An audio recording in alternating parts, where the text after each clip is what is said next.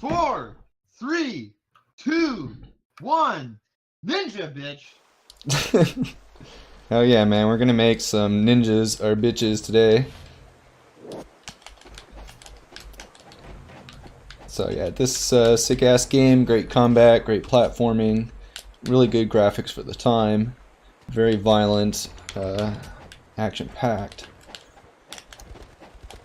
and we're gonna be trying to skip as many encounters as possible and jumping off as many cliffs as possible. Ryu, he's warming up here.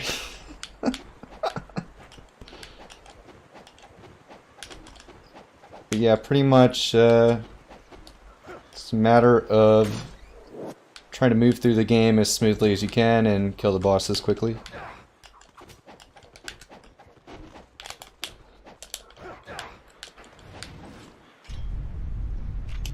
So, one thing I've been wondering is, why is Blunt Bunny not in the Tasmania race anymore? He just basically said he'd be too busy. I don't remember the exact reason, just that. Alright, so this is the first force encounter. As you can see, I'm using a special attack where you chop people's heads off.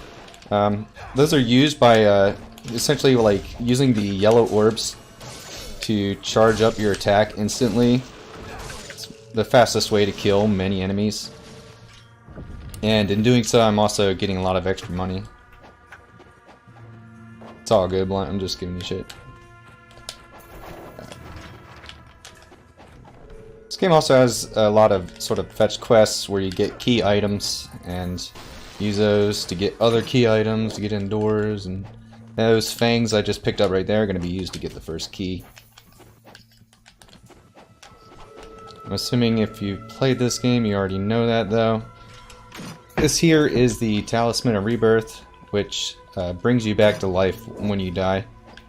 You only really get one of those though, so you really don't want to use it. But it's a nice get out of jail free card.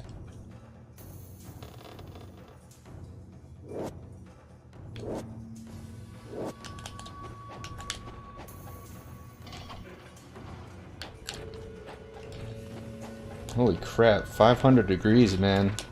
That can't be healthy.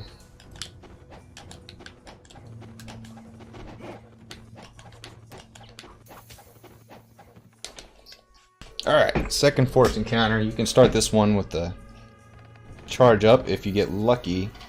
Alright, so you drop down slowly. Sometimes they'll drop down right away and you won't be able to do that. Now, once you have a yellow thing spawned, you just want to chain those as much as you can. Cool. Alright, we're at the first boss now. You can kind of cheese this guy by luring him into rolling at you, and during his roll he's vulnerable. Just like that.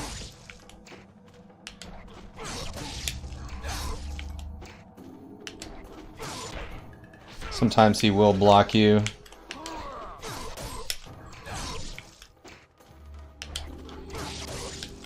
Oops.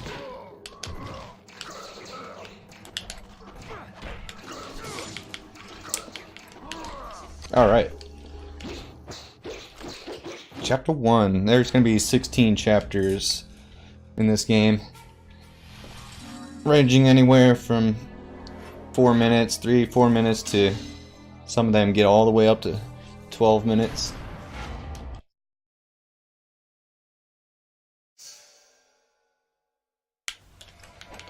Oops.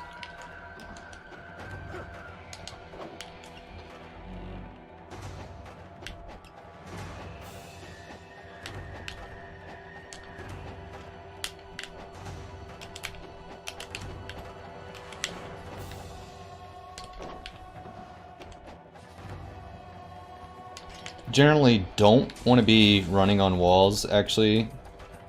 It's a little bit more efficient if you stay on the ground as much as you can for roll jumping.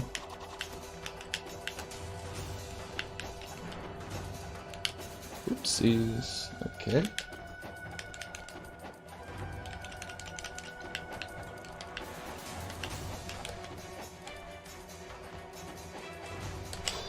Alright, that's our first Ninpo, and I'm probably going to use the word spells interchangeably with that. It's basically just magic. This one forms a shield of fireballs, which is going to cause extra AoE damage to any enemy close to you. That's actually going to be pretty useful against some bosses. It's one of those things that I kind of thought was useless when I was first playing this game. Now I realize it's useful. Same with the smoke bombs that I just picked up. Throwing shurikens to make that guy despawn, so I can do that trick right there. Introducing the fancy jump mechanics. You can reach places you aren't exactly supposed to be able to reach in this game by performing moves while you're in the middle of your jumps.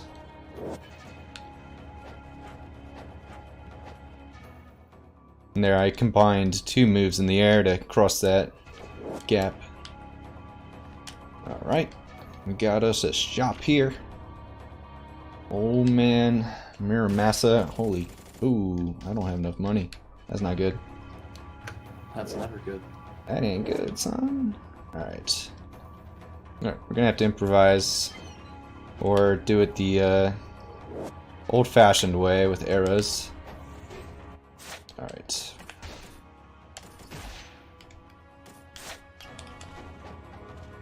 So these guys are much easier and faster if you use the Inferno Ninpo, which costs 1,000 essence, but I couldn't afford it. But if you're accurate, it can still be pretty easy and reasonably fast.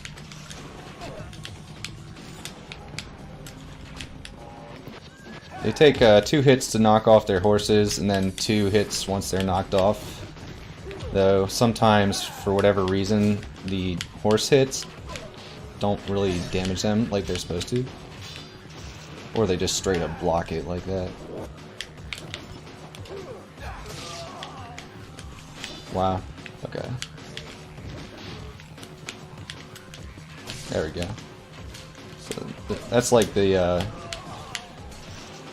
spear guy. He's a lot harder to deal with than the bow guy, because on this difficulty the bow guys really suck at aiming. Alright, there we go.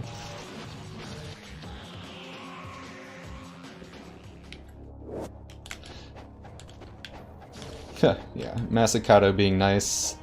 Keep dreaming. Alright, I'm going to go ahead and put this in. This is going to increase the length of my life bar a little bit.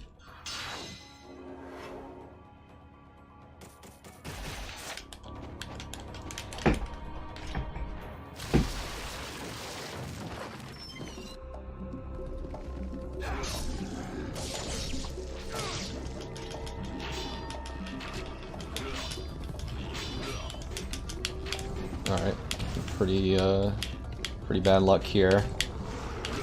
Similar to the horses before, sometimes you shoot arrows at them and they just don't seem to do anything. Trying to be pretty defensive here, so I think. But yeah, you can see when the arrows do hit, they do a massive amount of damage to that guy. And if you get really lucky, you can pretty much just sit there and spam arrows in third person and take them down in like 10 arrows.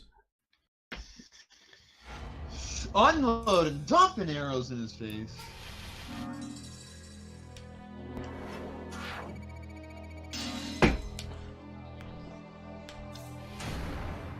So yeah, consider that a pretty nice Masakato. Yeah. Did block a lot of arrows at first, but the second half of the fight he didn't block any, so that's awesome. Alright, now we're in the airship. If you're playing this back in the early 2000s, the graphics in this airship were just stunning. Everything's got these reflective surfaces that like you just didn't see before this game came out. Alright, don't actually need the map, but it's going to trigger these guys to spawn, which allows me to progress.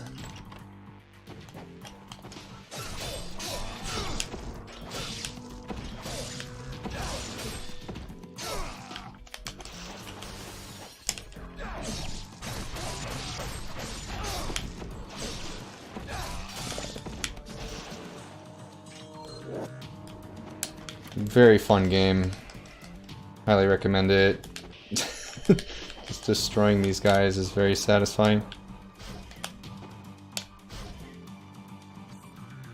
Alright, so I left actually a little yellow orb from the fight before, which I brought into that fight to immediately kill everybody.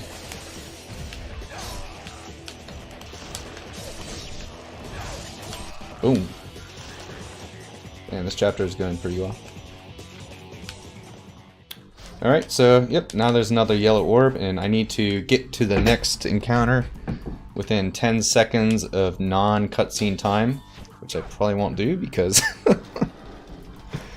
Ryu forgot how elevators work, so he just kind of slashed the button there. Something you'll see a lot in this game is trying to interact with objects. Uses the same button as you use to fight.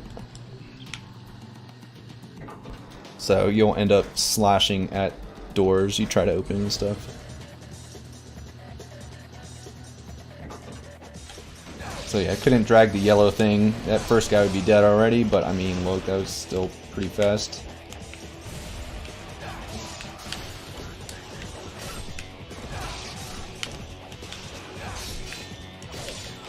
Alright, holding block to not absorb this yellow thing right next to me. That's going to stay up as this guy spawns. As soon as he comes, boom. It's the strongest attack I have right now. And that also got me quite a bit of money. Again, I forget if I already said this, but if you kill an enemy with your special move, you get more money than you normally would. Get off me, guy. Alright, gotta be careful here. If you fall there, it's game over. It's actually one of the scariest parts of the run in a marathon setting, just because, like, how you can instantly die by falling.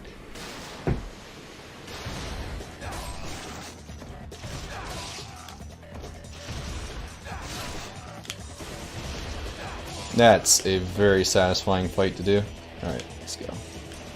1, 2, 3, 4, 5, 6. Don't have to crank that all the way, but 6 is required. Don't forget to kill these guys. That boy Caleb was pretty afraid for you at SGDQ. Yeah. That was awesome though, man. It brought the hype. He made it seem like I was doing cooler things than I really was. Yeah, it's true. He made it more exciting for sure. Oh my god, guys, I just did like 5 frame perfect inputs to get across that rope without dying. It's really awesome. See you, guy. So there you notice I threw a smoke bomb, and that is really effective against the soldiers, I guess because they have masks. And once you do that, it actually just completely removes their ability to block. They just can't block anything. So you can easily just knock him off, and normally has... Ooh, I don't want to be there. Hold on. Normally has very high block percentage.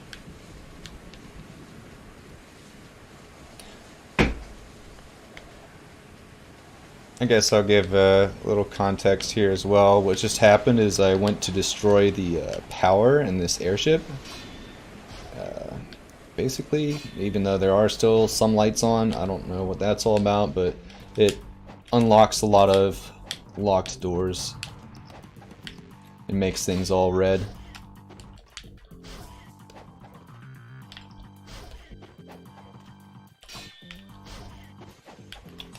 Okay, here again going to use smoke bombs to disorient these guys so they don't poke at me when I try to go up there. Alright. Get around the corner. Ooh, that could have been really slow. Okay.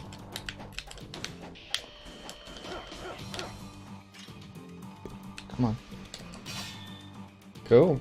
So now we go on to Chapter 3, boss.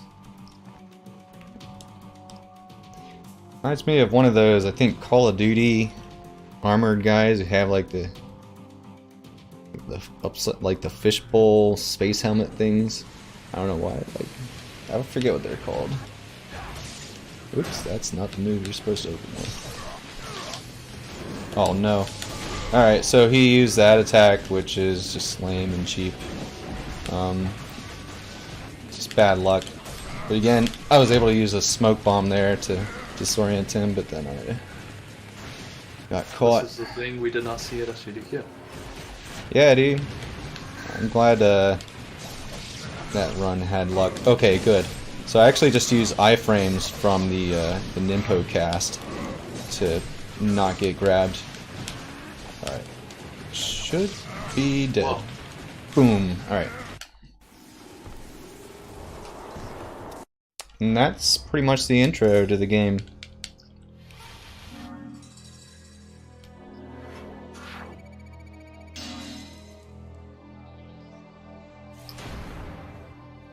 So that airship was headed for the capital city of the Vigor Empire. Which is ruled by none other than a demon, of course.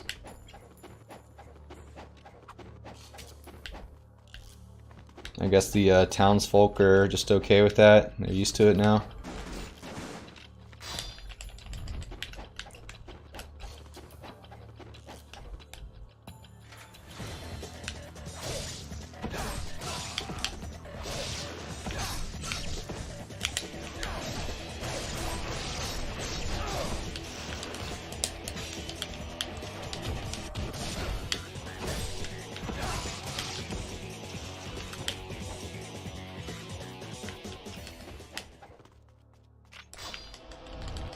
Yeah, it's a very simple chapter. There are 2 forced encounters, neither of them are bosses.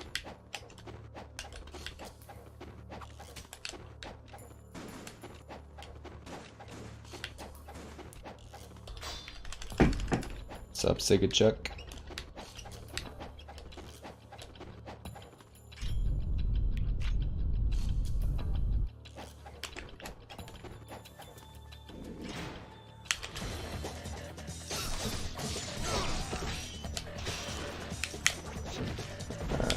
Quit being dumb. I much prefer to use Inferno for this fight, but couldn't afford it.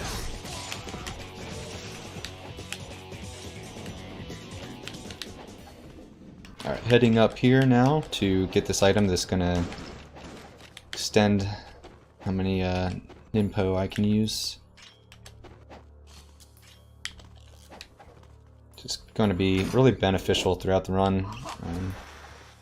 If there were more than maybe 30 seconds out of the way, it wouldn't be worth getting, but that was like just 20 seconds. Alright, so I want to use that now before we forget.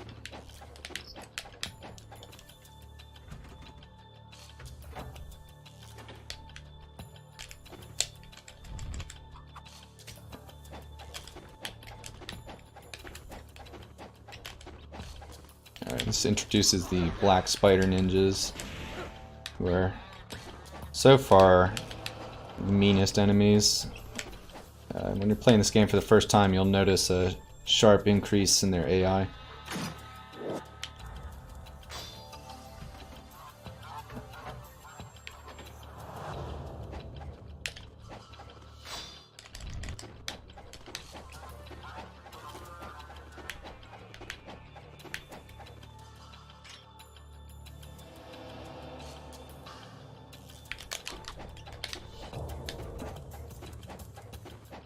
Alright, so that guy says I can't go into the bar.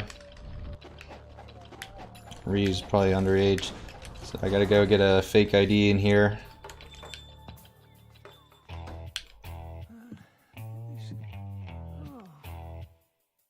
While I'm at it, I'm gonna upgrade my sword. I can go buy that thing I was supposed to buy, Inferno.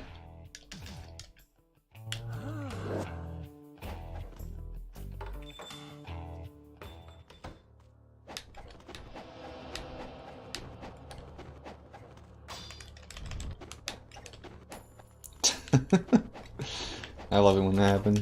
Ryu just runs up the wall.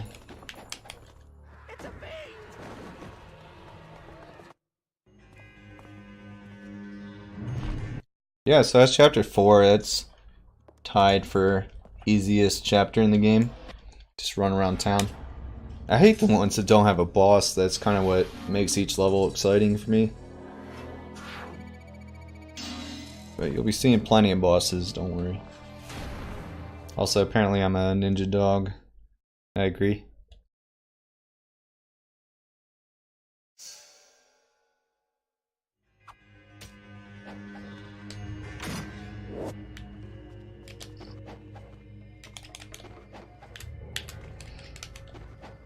Alright, so this capital city here is kind of broken into a light side and a dark side. I don't really know what that's all about, but yeah, now we're going to the dark side since we have that lily key, which is through this door. This is where like demons live and shit.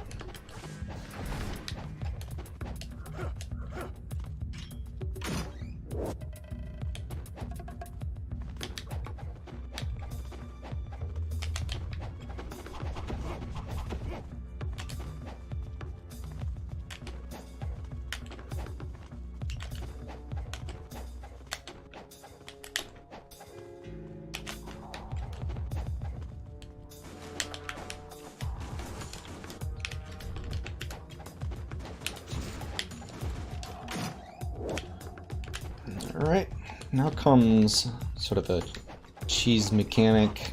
These guys, ooh. Yeah, they're the ones who are gonna cheese. Alright, anyway, so if you have one of those on camera, or at least like really close to the camera, as you go past that little line, you despawn them. Otherwise, you would definitely have to fight them before opening that gate, or they would kill you during the cutscene of the gate opening.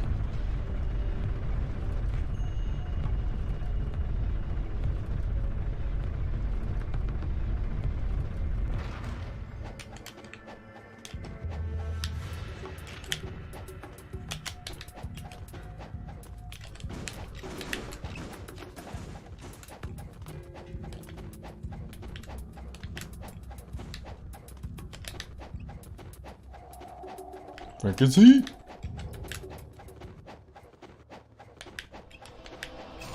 Nice. Alright. Now we can finally use Inferno. Very, very OP. Should hopefully make very short work of the next few enemies I have to fight.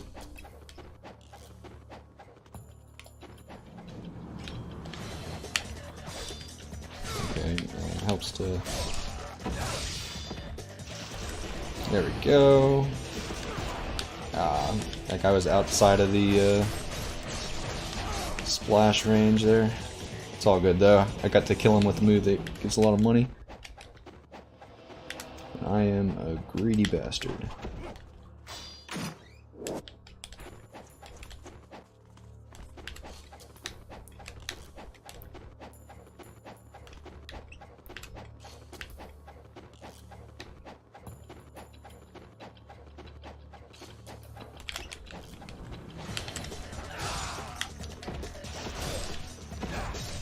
Come on now. Alright, now you get to see the demons. Whoa. Oh. So yeah, using that move to almost immediately kill that guy, you, normally, when you first fight them, like, you'll probably spend, I don't know, I want to say like 3 minutes in this fight.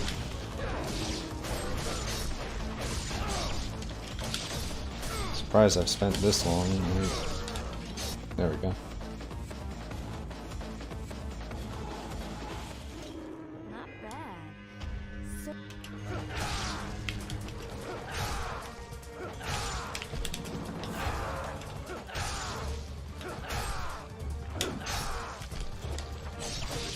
Apparently there's some new tech where you can one cycle this guy, just knock off his tentacles one time. But hasn't really been fully understood yet, I don't think. No, I know I don't understand it, so we're just gonna do it the old-fashioned way.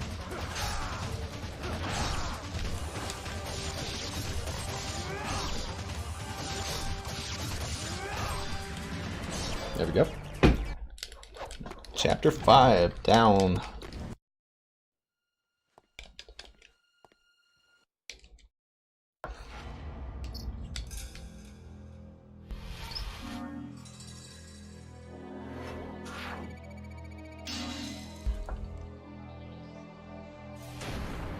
I don't understand how the ranking system works in this game at all. Like, last chapter I was a ninja dog, now I'm head ninja. Didn't really do anything different. I think it has to do with, like, how many enemies you kill. And since I'm avoiding so many encounters, it's usually going to be a bad ranking. Alright, entering the monastery. This is the first sort of epic chapter, which is about twice as long as a normal chapter. You'll be seeing a lot of pretty interesting looking environments as well. I like the tiles here. I'm a fan of anything shiny, to be honest.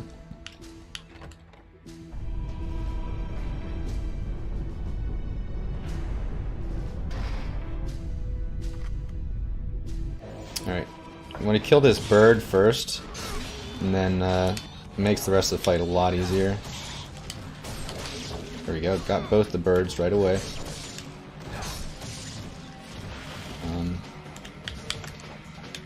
Oops, I could have been done with the fight already. There we go. Wait. Hello? Please die. Thank you.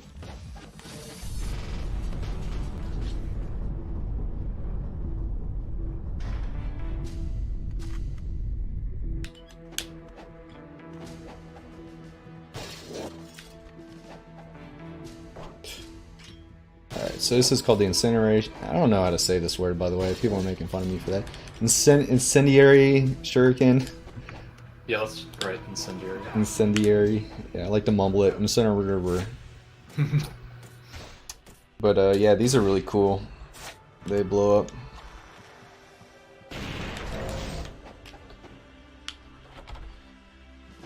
I don't know, man. I don't understand birds. There's no rhyme or reason to birds.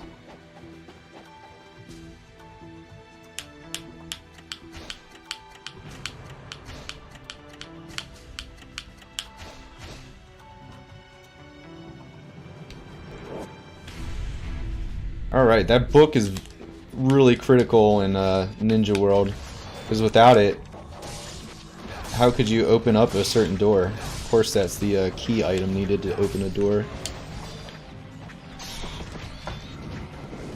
What? Okay, there we go. Thought he was going to get away there. Bad bird. God damn it. Where'd he go? Really? Okay, there we go.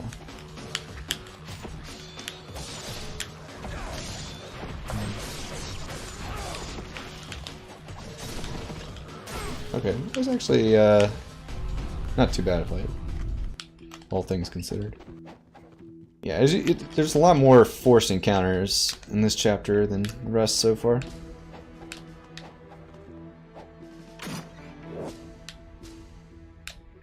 Books are like really weird in video games.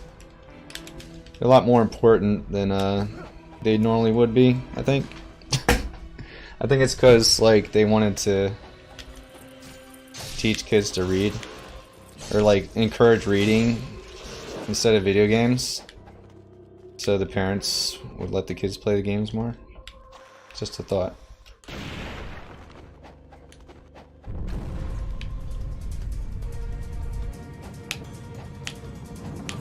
Alright, you'll never guess the inspiration for this part of the game.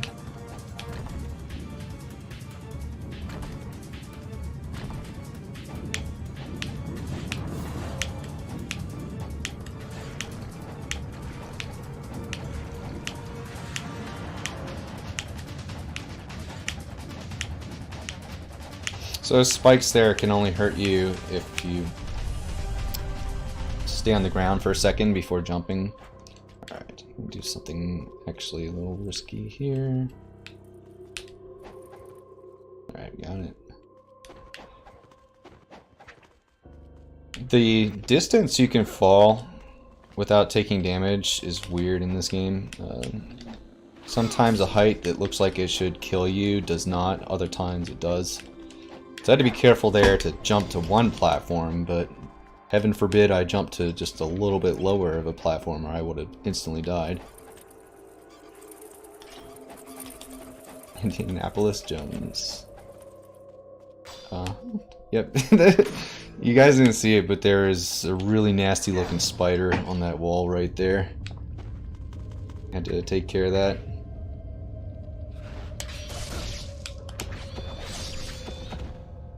Yo, sick. There's no reason to really fight these guys. I like to use it to just practice counterattacks.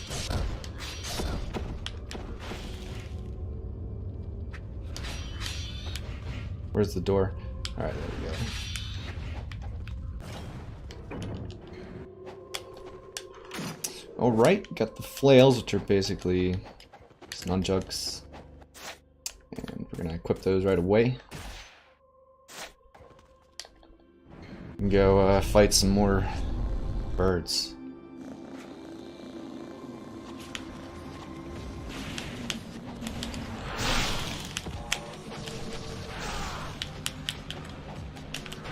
What's going on here?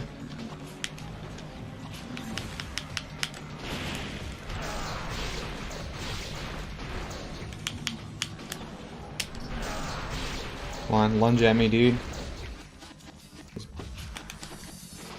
Alright. Enter the zombies. For whatever reason, they are really high defense to just about everything you have right now, but not to anything that involves a kick. And that combo I just did has one. Yeah, that was bad. Hold on. Let me take care of the archer.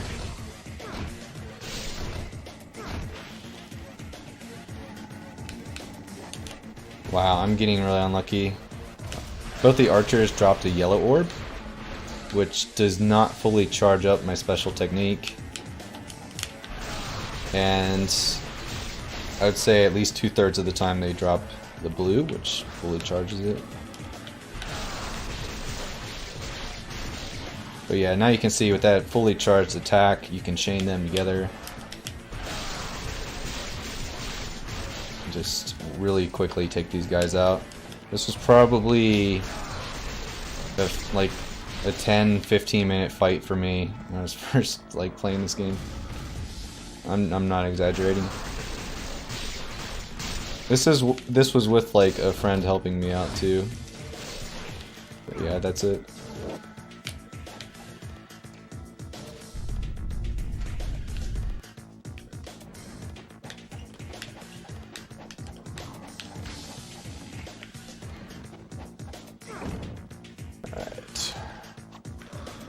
I saw another spider on the wall.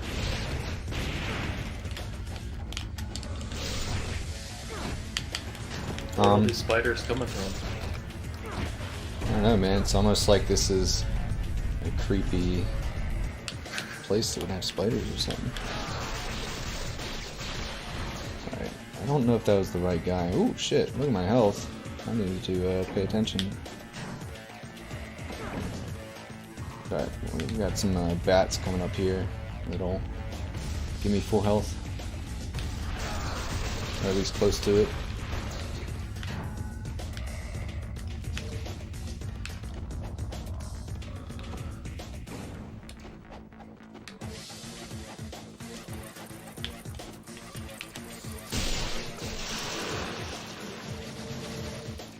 Or nowhere near. Actually, yeah, once you get all of them.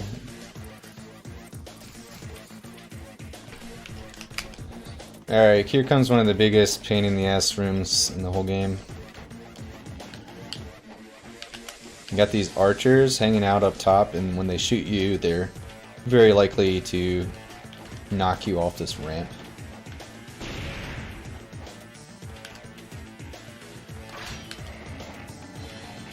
Alright. Come on. Come on. I need the guy on the right to shoot at me. There we go. Only then can I know that he's not going to be able to shoot again because he has to reload or whatnot.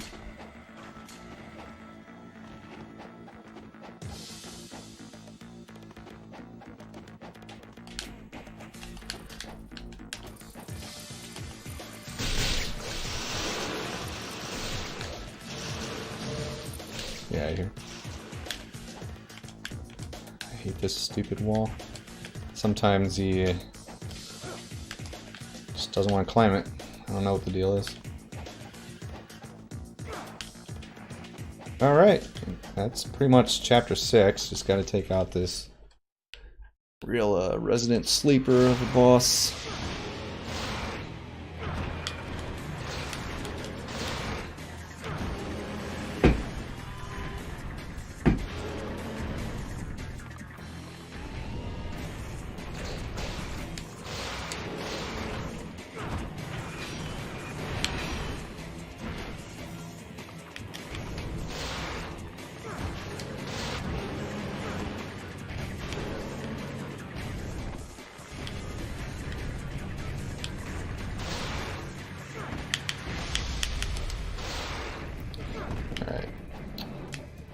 Using tail whip. Not a very good move for speedrun purposes.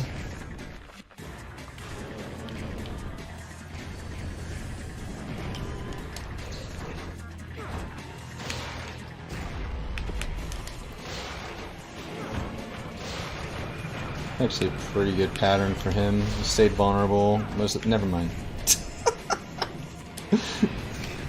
Never mind. Alright. There we go.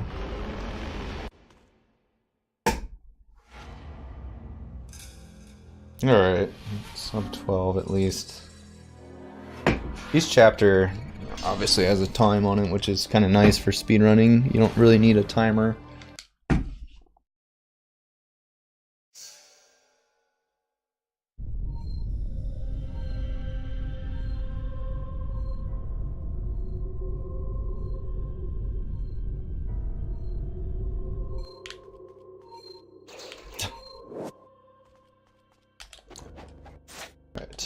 Dragon Sword. So we're about to upgrade that to level 3. And from then on out, I'll be using it for most of the game. Except for select few bosses. Generally, heavy bosses are better to use the Lunar on. But only the level 3 Lunar, which I'll get in chapter 10. We're on 7 right now. Yeah, Dragon Sword upgraded, and we can fill up on Incineroar Shurikens, and enter the blue and the red room.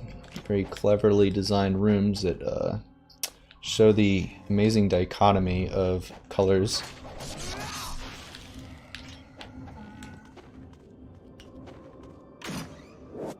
So there's only 2 colors, fire and ice.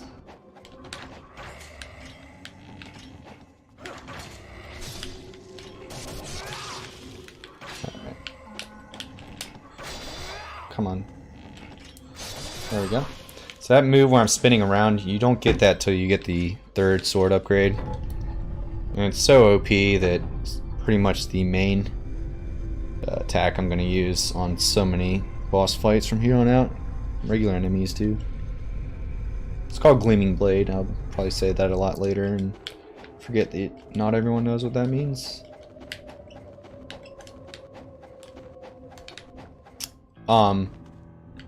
Okay, that was interesting. Looks like I was about to clip out of bounds or something. That was very interesting. Well, you spazzed out. Yeah, dude.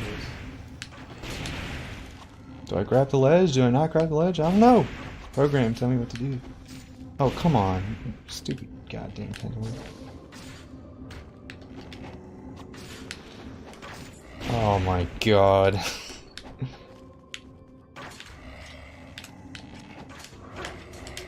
Okay, got the backup first try. Uh-huh. Keep on shooting me, buddy. Where's this?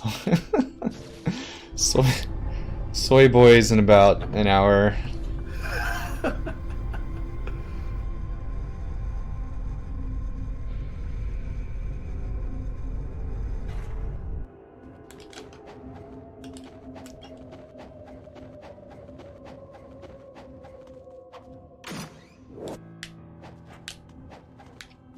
Am I full on potions? Yes, I am. That's a good way to lose time.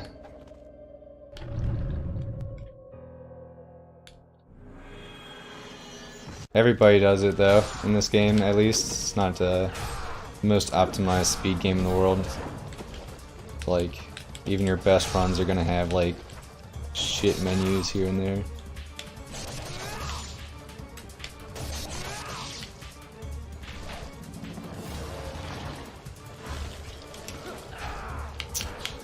Uh-huh. Uh-huh. Oh, yeah. I better get my menu out. I really don't want to heal on this easy boss. But that stubbornness will get you killed for sure. Uh-huh. Nice. Alright. So yeah, it's the second time I've killed that boss. We have yet another time coming up right before Soy Boy, actually. Speak of the devil. Alright, got some more life upgrades. There's something else I'm supposed to menu to here. What was it? Ah, yes. The bow. Not gonna use this until the next chapter, but might as well have it ready. Not have to go into the pause menu an extra time, even though I almost certainly will to heal.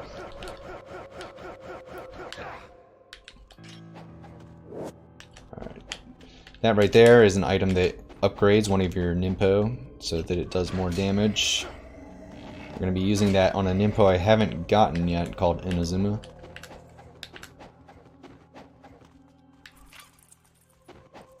Tempting to use that on the Inferno, which is one of the Nimpo I already have, but the percent increase on the damage is not very big. Whereas the increase on the Inazuma is huge.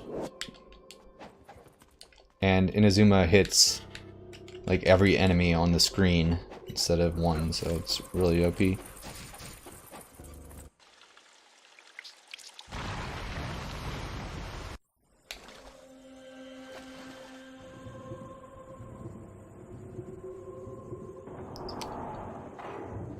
Can't imagine swimming with boots that have metal spikes on them and a sword on my back. His whole fucking body is like covered in metal and shit, dude. Gotta keep those jellyfish off you or something. That's just how badass he is, dude. Like, oh yeah, I have to read that book there, or else I won't know how to open the combo for the safe that I already opened. Uh-huh. Can you stop, please? There we go. Drop health. Thank you. Where am I? Okay. Holy shit. Alright, now we're gonna fight one of the most fun bosses to do well. Called Alma. She's a bitch.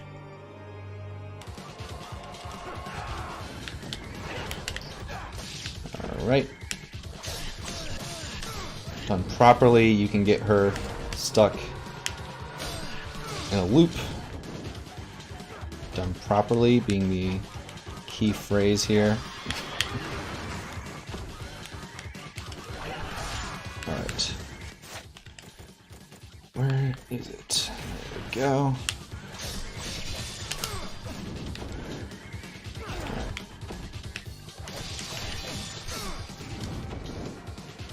That's more like it. Cool.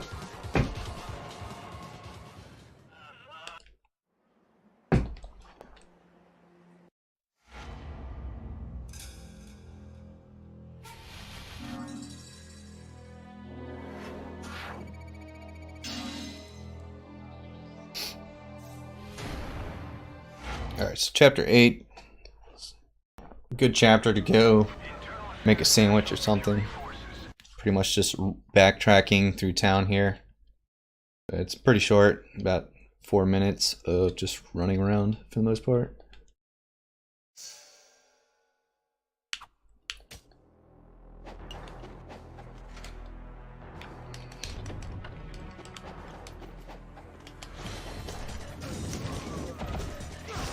Okay, I lied. I guess there is some action in this chapter too, but that's pretty much the extent of it.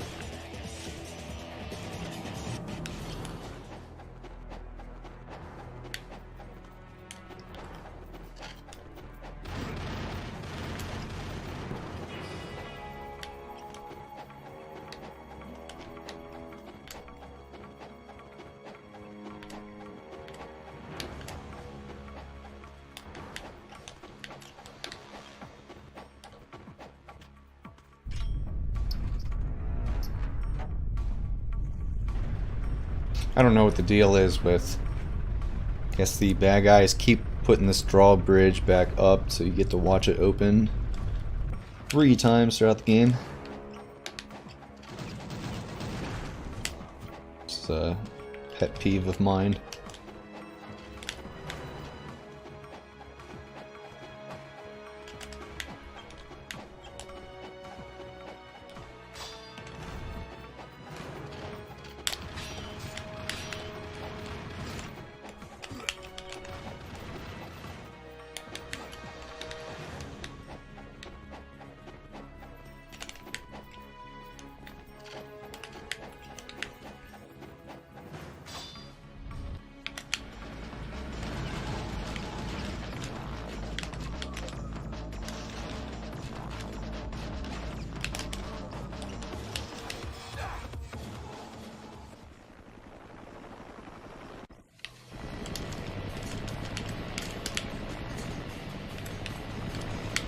Boom. That was a quick kill there. If you do that, you save 2 seconds or so.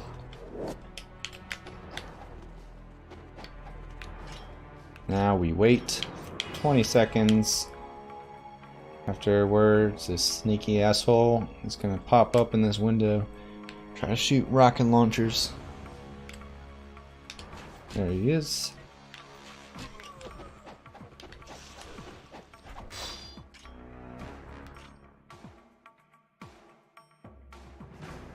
Alright, here comes the hardest door to open in the game. Not this one, but the next one here.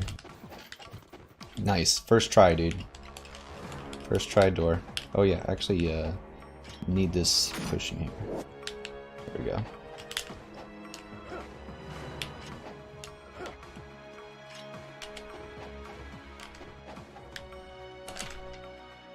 And here's an upgrade for the bow. Unlocks the ability to use some special kinds of arrows that I'll be using throughout the next chapter.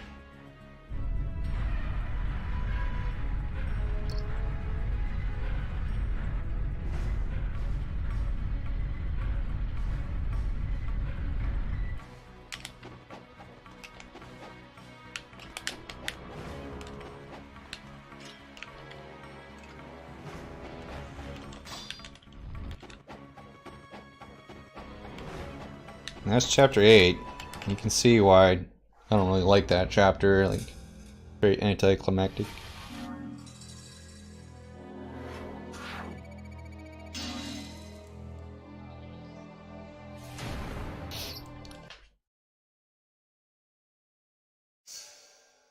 This chapter though is pretty sweet, so is the one after that.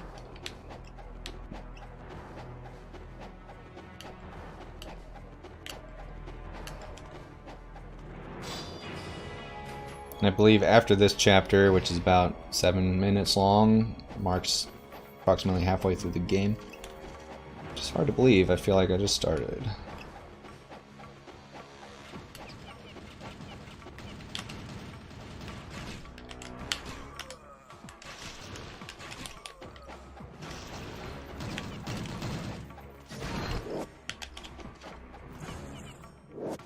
Alright, so there you go, I just picked up explosive arrows.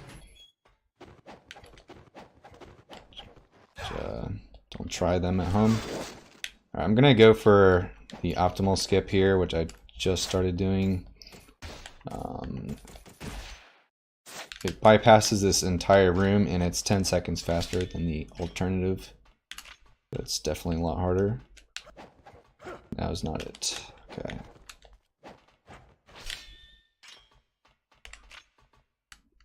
What are you talking about, Mr. Ray? Are we talking about the same chapter 11 here? Oh, come on.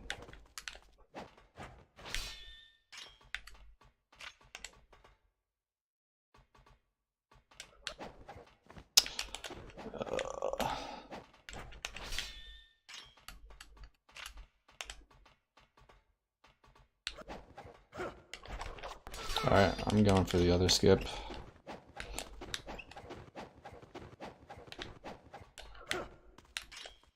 So this is the easy version.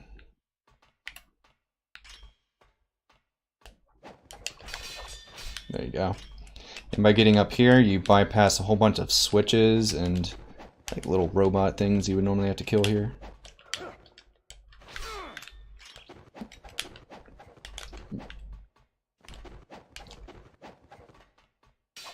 No, man, you're right. Let's get the chat hype for chapter 11.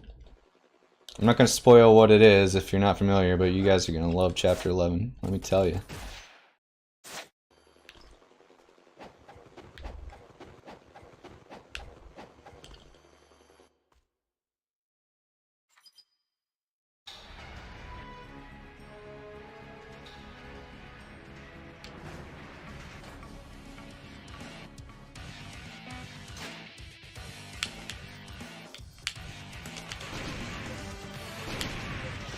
These soldiers are so stupid, dude. They have guns, so what do? They run at you.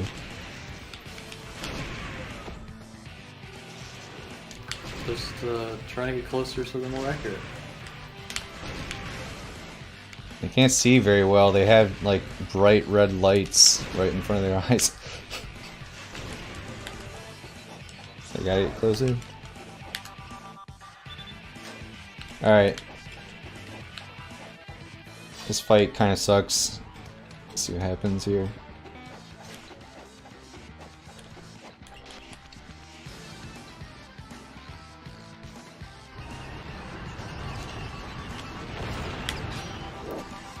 Casually fighting a tank.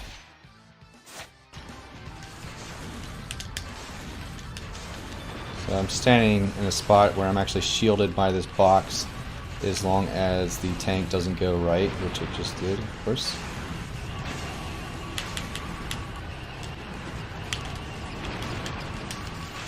Alright, first tank is easy. It's really easy to get in position to block the first couple shells. Second one's a little harder to predict though.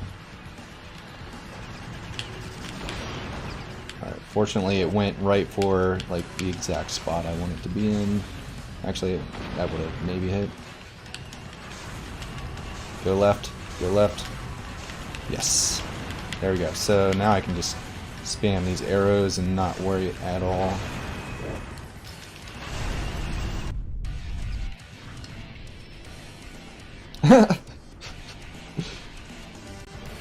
Good point. The tank got stuck. No, that box has better armor than the tank does. It's immune to explosion. Why am I trying to open a chest? I'm used to needing that potion. That tank fight went better than it usually goes, I guess. These guys are really stupid too. They can't see shit as long as you stand halfway down the stairs. It's weird, like they can kind of see that like there's something over there. So they're like definitely like strafing around looking at you, but they won't shoot. Anyway, yep, here's a helicopter. Casual helicopter kill here.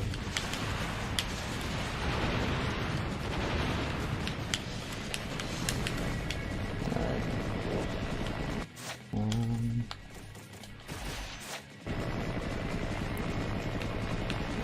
If there were chest turns in this game, I would definitely be getting them. That's pretty clean. Almost as fast as it can be done. Just one more arrow shot in the first phase before it went under the bridge would have been perfect.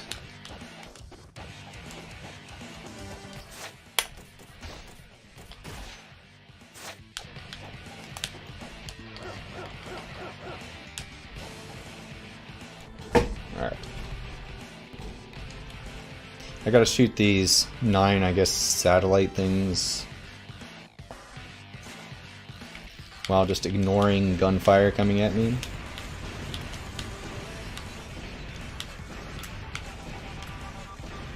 And I got lucky there. They like didn't shoot at me much at all, and they didn't throw any grenades, which would interrupt my first person. So that's always nice. Something good's got to happen in this chapter to make up for that failed skip. Every single fight has been pretty good here.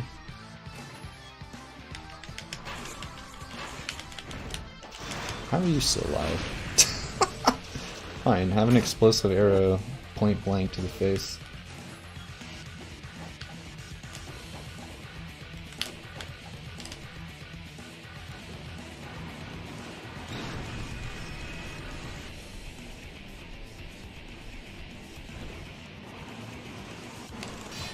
God damn it. Try to do this fancy tech to like open doors with a lunge from far away, which is actually the fastest way to open doors, but it's kind of easy to just miss the door completely. Yeah, if you do learn this game, do try to learn that. If you want to run at it with a swipe like that, and that little lunge forward scoots you forward really quickly.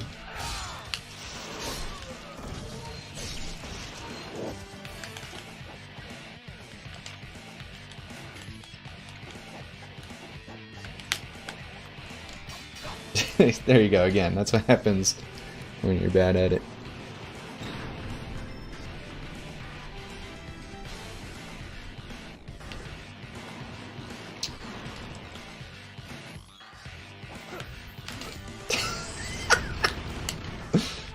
Alright, getting juggled. Come on, dude. Alright, halfway done. Chapter 9.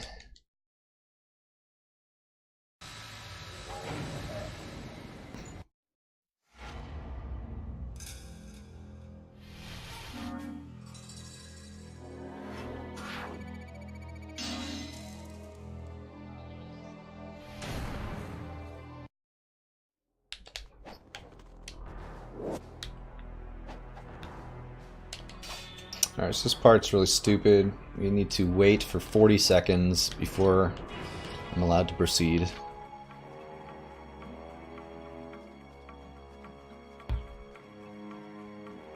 Yo, ZFG PB'd for 4:01:05. Pretty sick.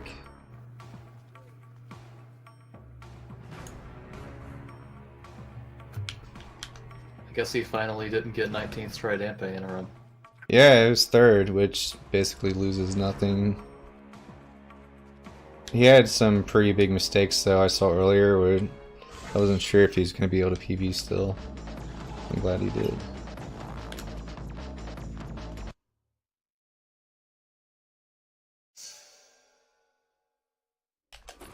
Oops. Okay, I'm very lucky to have gotten to that door where the bats got to me. If you delay there at all, the bats end up swooping down, and when you try to open the door, you'll slash at them.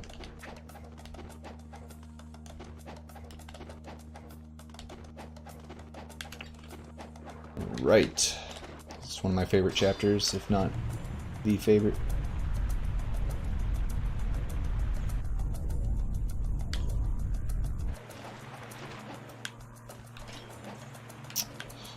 Alright.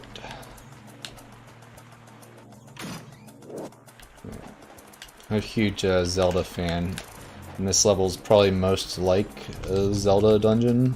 I think that's why I like it. Got a lot of keys to go around, and it's like a dungeon in a Zelda game.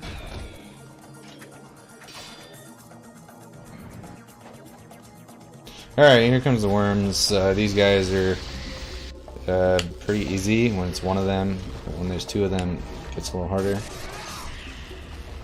For now, we'll just deal with one. Yeah. Not exactly a huge threat.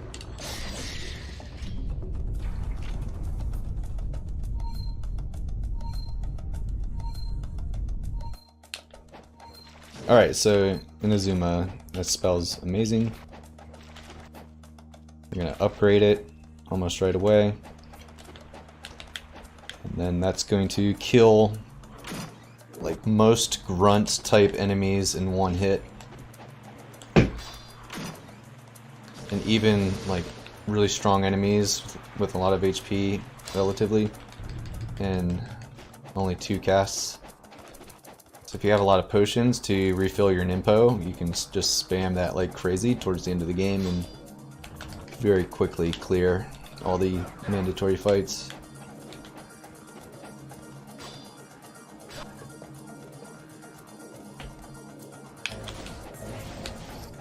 And then this chest right here has another Nimpo upgrade, which increases how many Nimpo I can use to 3 per chapter without the use of potions or red orb drops.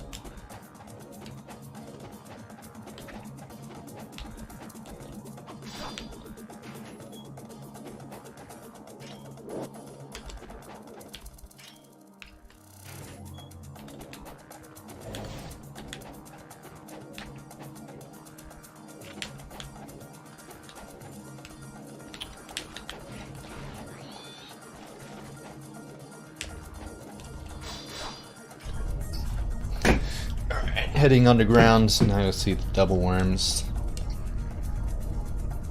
which are actually kind of a run killer, not because they're likely to kill, and I probably just jinxed myself, but just because the difference between a good worm fight and a bad one can be like over a minute, largely due to just them not using the right moves that make them vulnerable. This move right here, it's the one you want them to use. If they were to just keep using that move over and over again, that would be an optimal fight, but they can do this sometimes and just like turtle up, and then you can miss your attacks, which is another fun thing.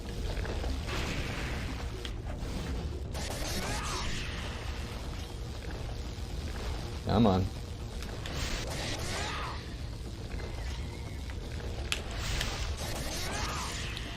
Alright, this left one is getting wrecked. Once one of them is down, it's really easy. It's kind of already really easy. Just dodge.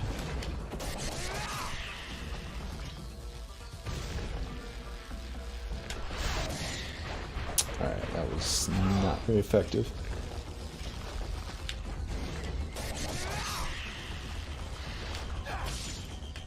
There we go.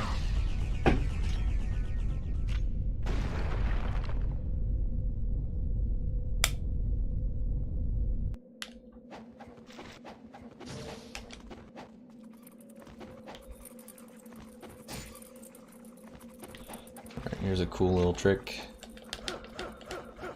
I'm gonna get jammed up in that corner.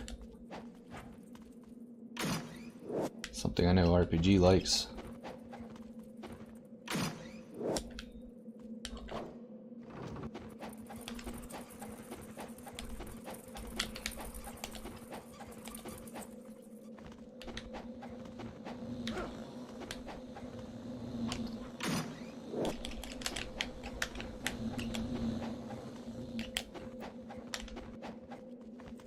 I wonder what pace I'm on. I have no idea.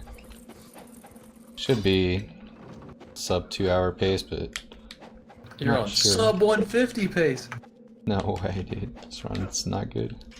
I think just a couple major mistakes have kind of ruined it. Namely, skip in chapter 9 and falling off the cliff almost immediately in chapter 1. That was like 30 seconds. Oh yeah, and I couldn't afford Inferno. But let's look on the bright side. A lot of stuff is going quite well, actually.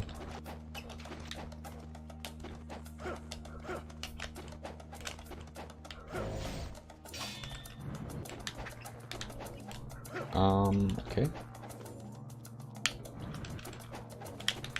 Alright, so Muramasa, gonna buy a lot of shit. Upgrade Lunar to the maximum. Max out potions. I guess that's not that much shit, but we bought it. Yo, thanks, is that Lumo? I can't read your name on dark mode, dude. I think that's Lumo. Yeah, it's a little. Yeah, thanks, man.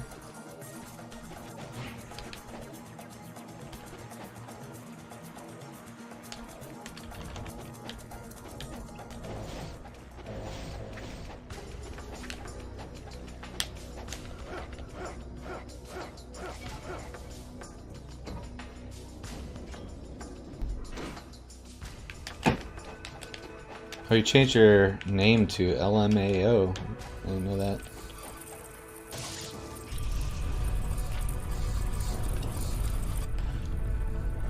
Lamal file.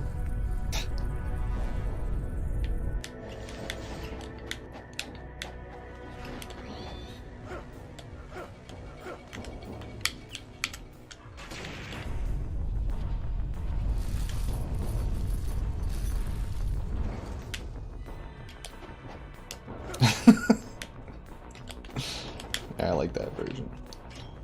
Alright. So big equip here. I'm gonna even use this even though I have like, full health. Because this this chest I'm right in front of has another one in it, so it's like basically free. Alright. So I just upgraded Inazuma. Now you're gonna see the Lunar used for the first time. As I mentioned before, once it's level 3, it's a good weapon to use against large, heavily armored bosses.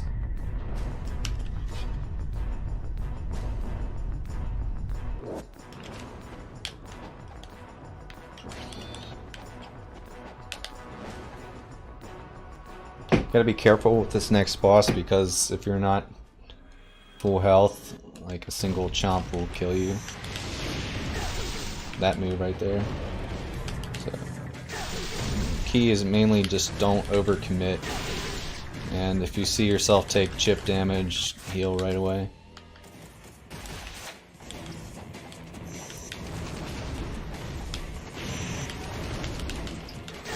Alright, and once he brings his head down, that's what's vulnerable. Pop some fire wheels for some added damage as you go ham on him. Just have to knock him down twice. The incendiaries are pretty effective. Ooh, okay. That's what I like to see over Fiend. Well, Poor guy. that was a nice little combo.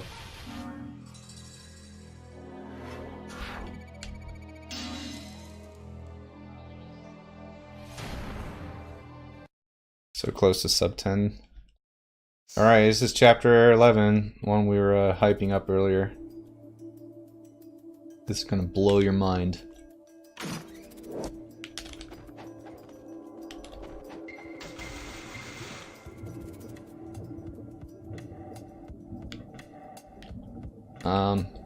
Okay.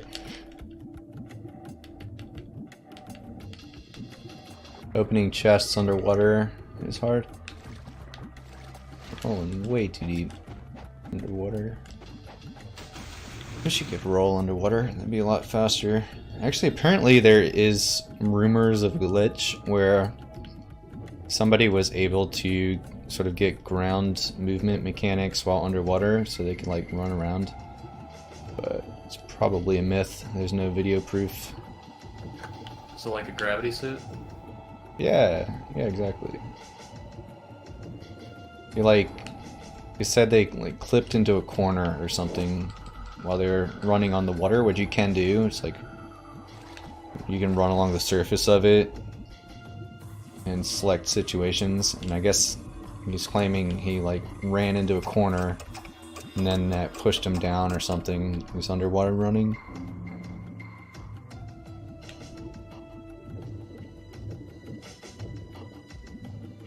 But almost certainly a myth. It's like people saying like you can get the black tunic in Ocarina of Time as a kid. Do the Konami code in like a fucking rare game and make Donkey Kong turn purple, or just random shit kids say. Back in the day, you didn't really have so much access to video game information on the internet. There's so much of that shit. If anyone wasn't around during that time, just rumors, nothing was true about anything people said in video games.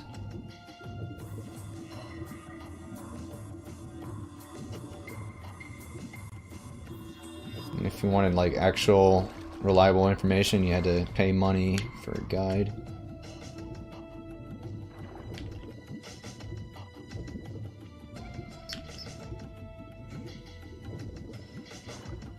So the I guess one cool thing about this level is that I'm skipping an oxygen tank, which means it's gonna look like I'm gonna drown here. But all that happens when you're drowning is your health starts depleting slowly, which is fine because you can just use potions. But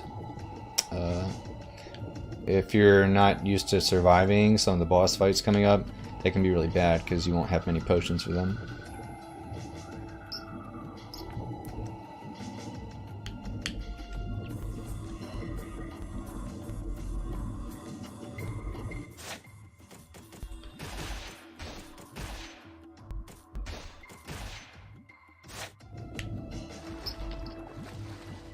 So yeah, just use a little teeny tiny potion there. Make sure I don't die. And then the rest of the health is going to come back from enemy drops here.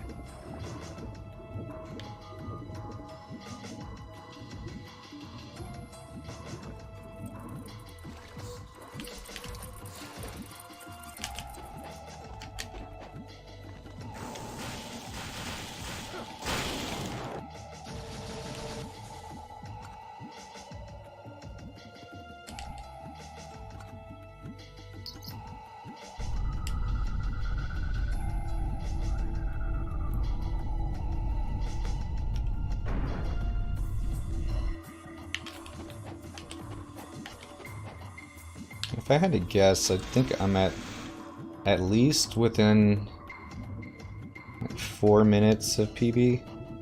It's not too bad.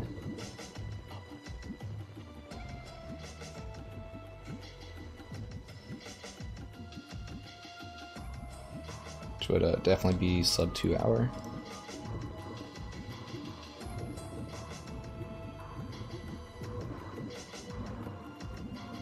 You fucking bastard. Alright. The laser enemies are definitely among the most annoying. They don't hurt very bad, but they knock you back a lot. Alright, it's called the Dive of Death. Because you'll end up using 4 complete potions to survive this without the oxygen tank.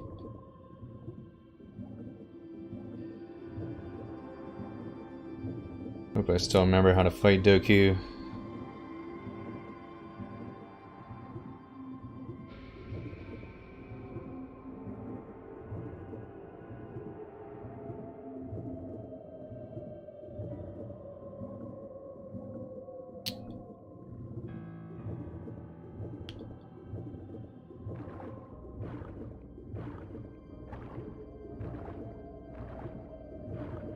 I have died before just because I forgot about the mechanic and like didn't know I had to heal.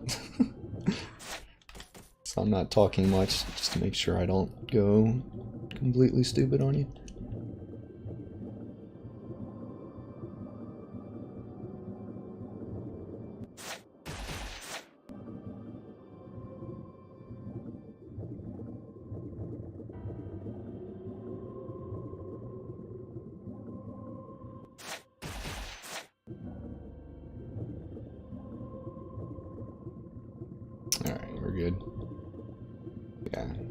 I have that much health left over, which is a sign that the swimming was pretty good. If you're not taking the corners very well for most of that swimming, you'll end up having to use even more potions. Alright, so there's a Doku. It's really easy if you know his attacks very well. You need to be able to read like exactly what he's doing, and once you do, then there's almost no excuse for even getting hit by this guy.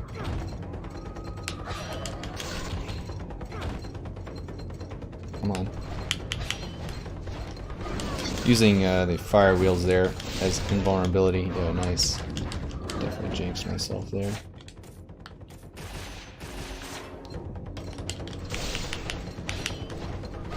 No excuses over. But yeah, with fire wheels, well, any Nimpo cast, you get invulnerability frames. So right there, I used it as he's finishing up his combo, right as he's starting to become vulnerable.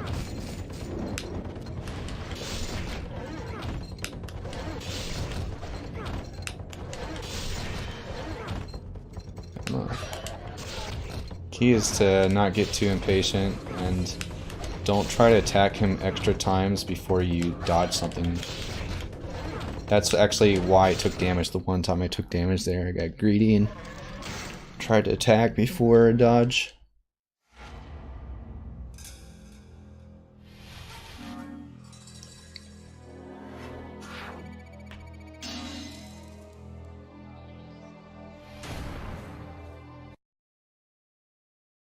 Alright, next chapter has a Dargan in it, so if you like Dargans, get hype.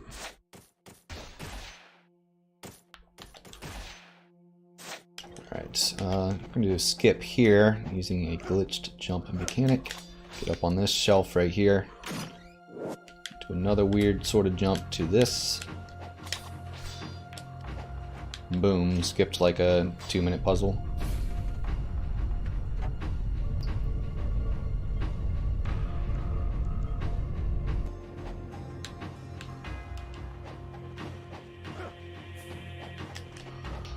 So this chapter is actually really fun, but what? Okay. But it's mostly only on casual play IMO, because it's more fun when you kind of get to look around and like fight stuff, whereas in a speedrun you just ignore everything pretty much and go from point A to point B. That was just a dumb idea. Alright. Equipping Lunar. Need a heavy weapon of some kind to break this wall. Go away, kitty.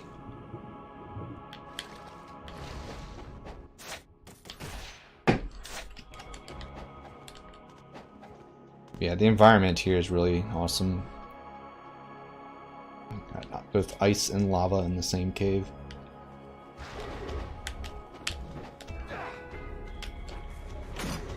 You'll notice I'm also picking up tons of full health potions there.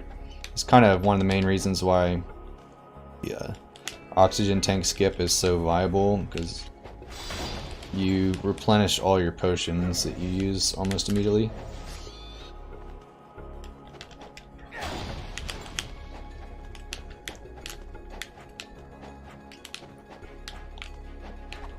Oh man, this camera screwed me there.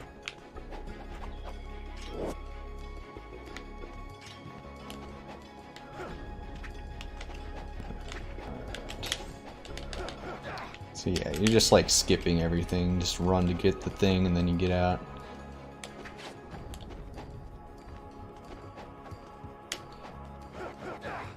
Oh yeah, that's actually where I got to Metroid Prime just a month ago in my first playthrough. And then I like didn't play again. And then my cat chewed through the wire on my GameCube, so I can't use it. What? Yep. It's actually a Wii. Like the little sensor thing you put on top of your TV has a really thin wire. Yeah, it does. I have one. Actually. Yeah, so, and for whatever reason, it just looked like the most delicious thing in the world. But yeah, that's Probably gone. looked like yarn or something. Yeah, yeah, exactly.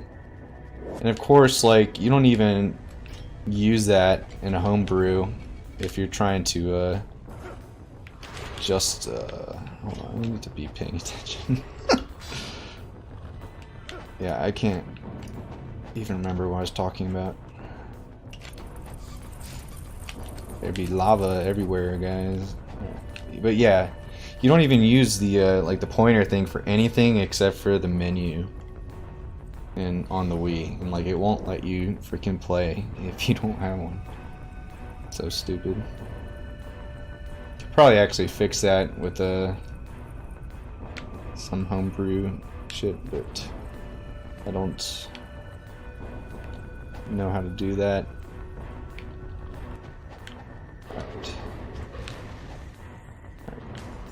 Comes a risky wall run trick. There we go. Not to get owned by the Steam. Cool. Relatively lava-free traversal there.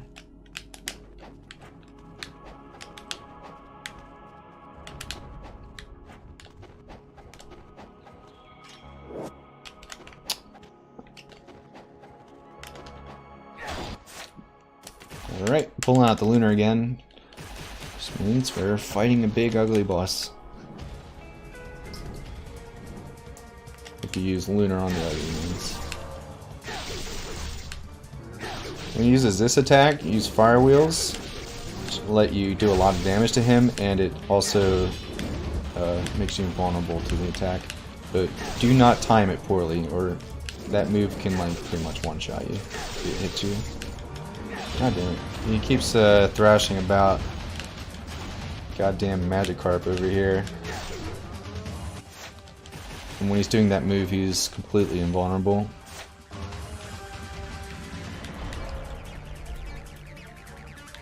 Alright. Where's the door? Alright, let's see if I can get this cool tech. Nope.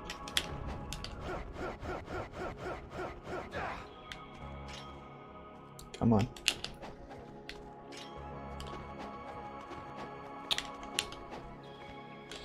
This chapter is actually probably one of the hardest to optimize, just because the movement has to be so precise to not run along any walls or bump into anything unnecessarily. Alright. I can do this one thing here. I can avoid taking damage to lava. No, didn't make it. It's alright. Not too much damage there.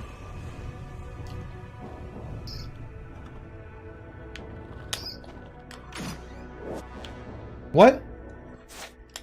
Dang it, dude. I would have used that earlier if I knew it was full.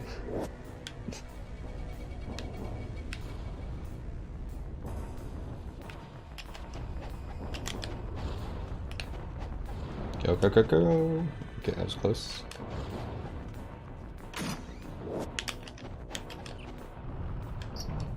Alright, another worm.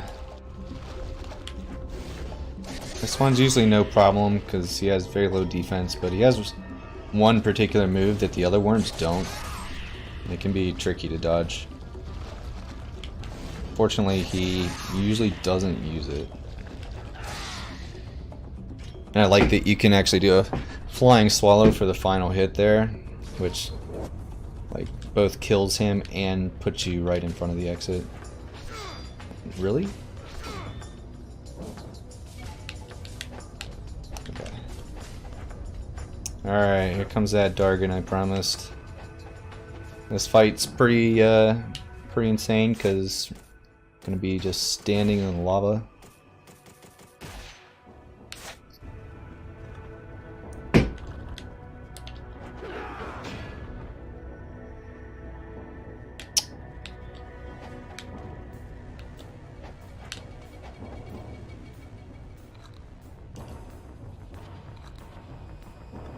All in all, felt like a pretty smooth chapter 12 so far.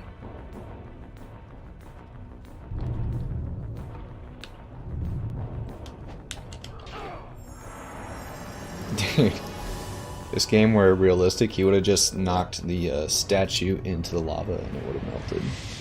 It's a good thing it's not.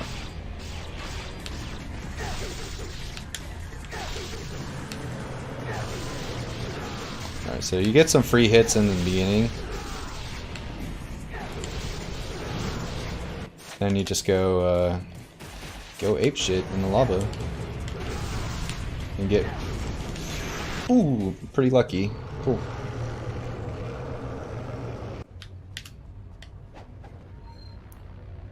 So when you're standing in the lava, actually, a lot of his moves can't hurt you. But the ones that can are, like, really bad because... Wait a second. What am I supposed to be equipping? Ah, yes.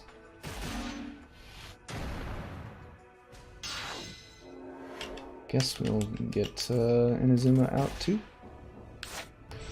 Yeah, the moves that he can use in lava are terrible because like the move will hit you and harm you, and then it'll knock you up and then into the lava again, which like sort of redoes the initial damage you take from jumping in lava. Like once you're in the lava, you want to just like stay there because like your health actually drains really slowly as long as you're just standing in it. But when you first land in it, it hurts a lot. So you want to kind of stay grounded.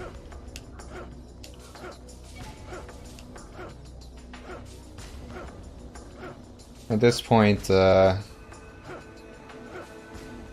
think the deal's pretty much been sealed. So many potions left over. And still have the Talisman of Rebirth. There's not too much that can go wrong at this point. But I'm gonna still take it seriously. A little bit seriously.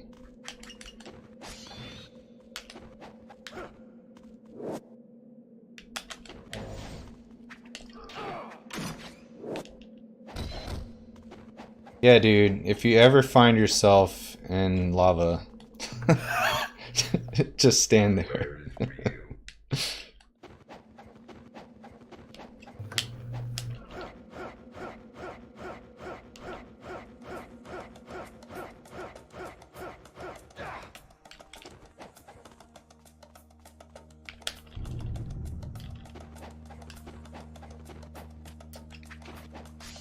So yeah, we're back here again.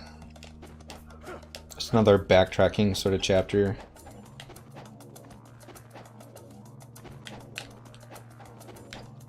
This sort of marks the segue into the finale.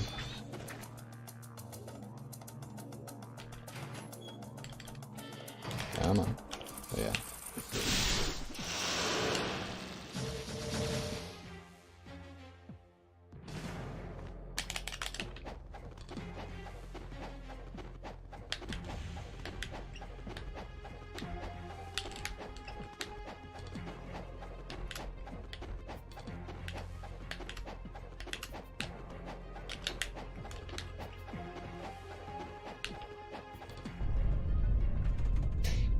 As promised, we get to watch this bridge go down a third time.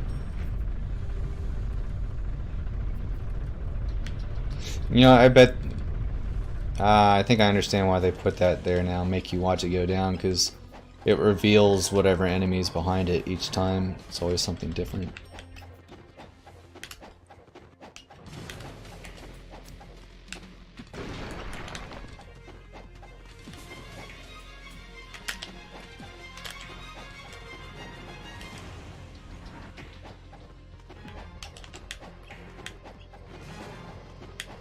One thing I never mentioned is this game is for the original Xbox, but you can play it on any Xbox system.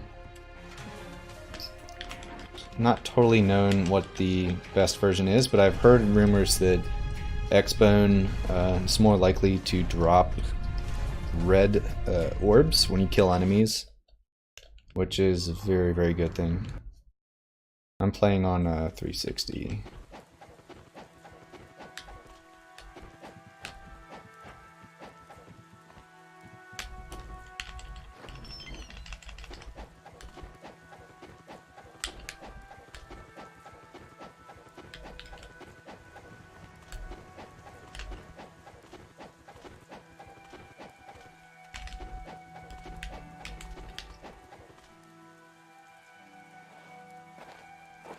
That little cutscene gave me the maximum upgraded sword.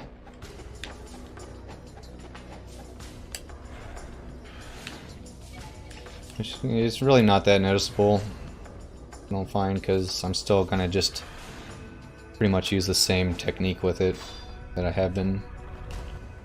Oh yeah, there's a boss that's apparently important here. Let's see what happens.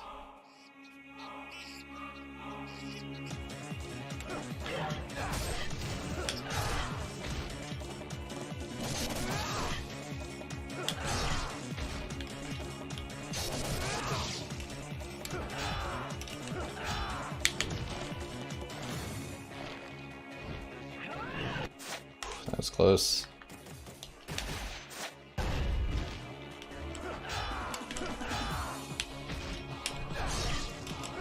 Nice. The really small frame window to stun her when she lands. You're just a little bit too late. You'll get hit really hard. Alright, that was a pretty good fight.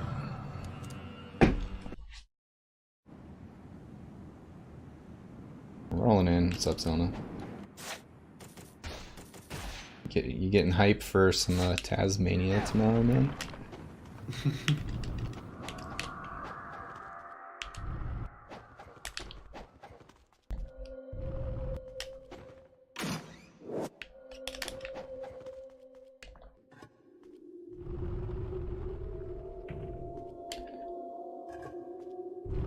Yeah, dude, this game, it had such captivating graphics when it first came out.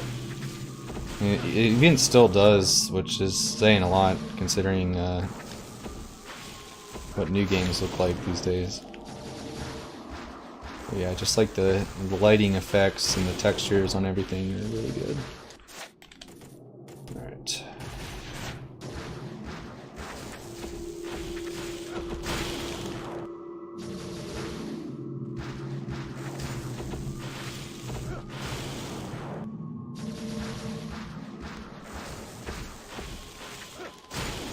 It was a very hard fought fight right there.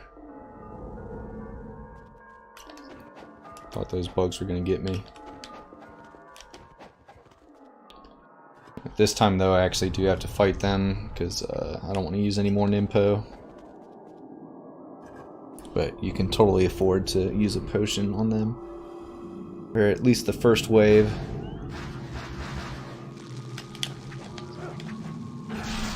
Get it started. And use the tornado. I'm sure that's not the name of that move, but sure as hell looks like it should be called the tornado. Come on, dude. This fight is not going the way it should. You always want to kill as many with one hit as possible, and I'm getting like one.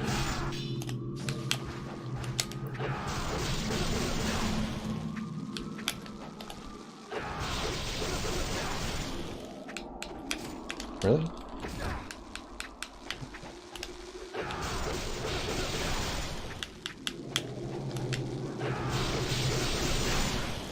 Wow. That was a really atrocious fight. Oh, it's not over yet? God damn. Really atrocious. Like, I keep using my special move and only hitting one of them. Anyway. Doesn't really matter. Running into walls matters though. 'Cause that's annoying. Don't forget the statue. So there's this cutscene here, and then afterwards you need to go grab a statue that's in this room. And because of the cutscene, it's easy to just forget to do that.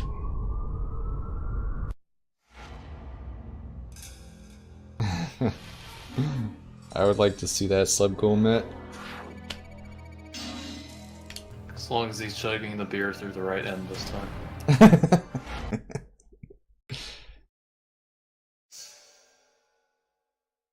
got you.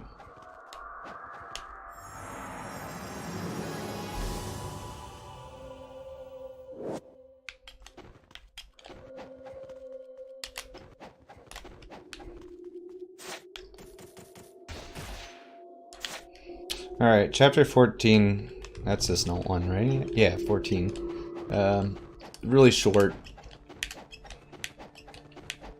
But kind of tricky to have these ghost fish to deal with who they take one bite out of you and then they can stun lock you and kill you. It's also the last time you'll get to shop. So at first what can be sort of challenging the speedrun is maintaining enough potions and enough money to be able to survive the end game. But this last shop's worth of potions.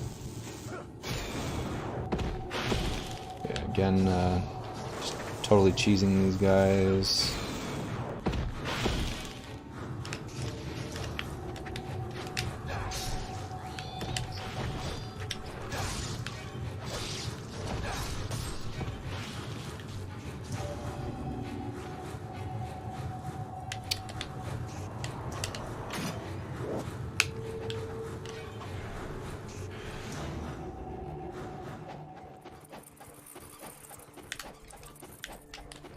Alright, here's that last shop I was talking about. Alright, so let's fill up on those.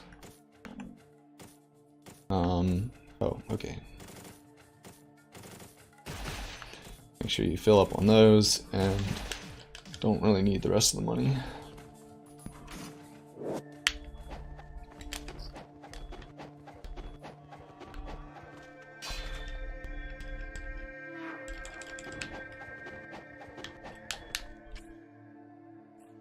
Alright, yeah, so here's a ghost fish. You don't want to let them grab you once, because a single grab usually turns into many.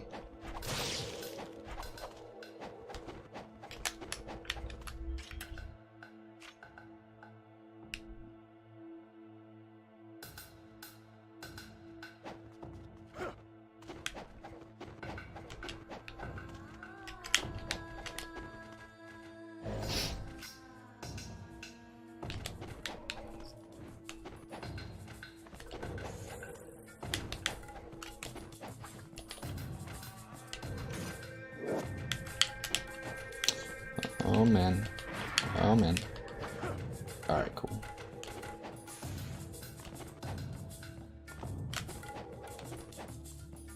Cool, that worked out really well.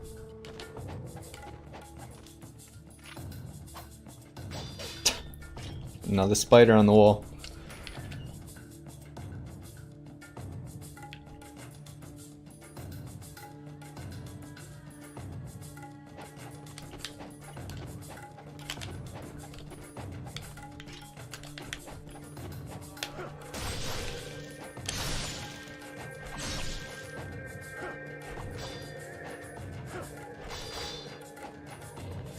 Really? Okay. Got kind of lucky there. They let go almost right away. Can get really ugly.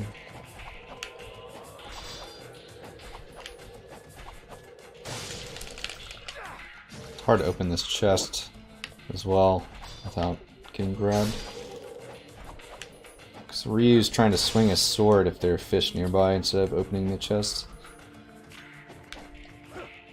I think there's a way to make sure the game doesn't swipe at them, but alas, I don't know.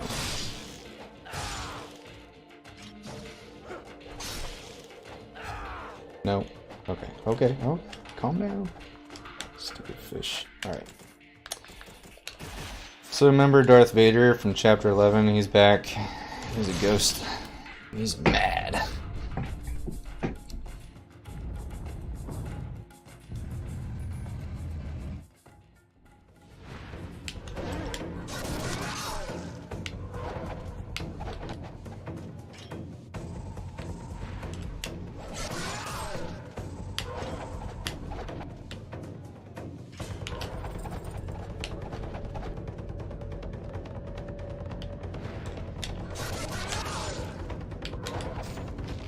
Should I heal? Nah, dude.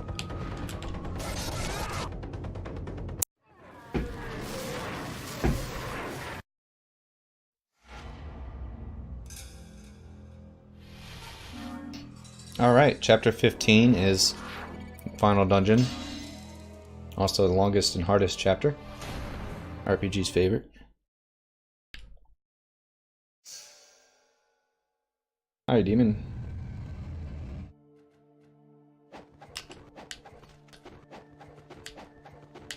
Where am I going? Jesus.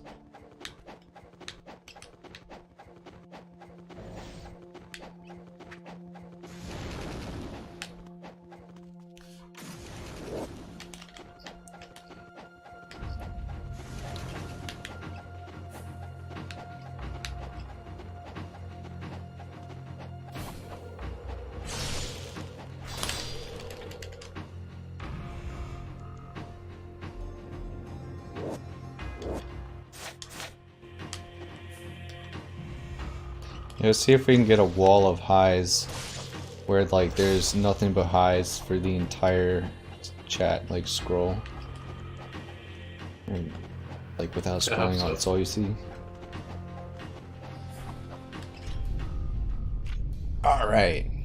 Core of the Imperial Palace. I like the effect there where you sort of turn upside down and now you're climbing up a tower towards the center of the earth. Or whatever planet we're on.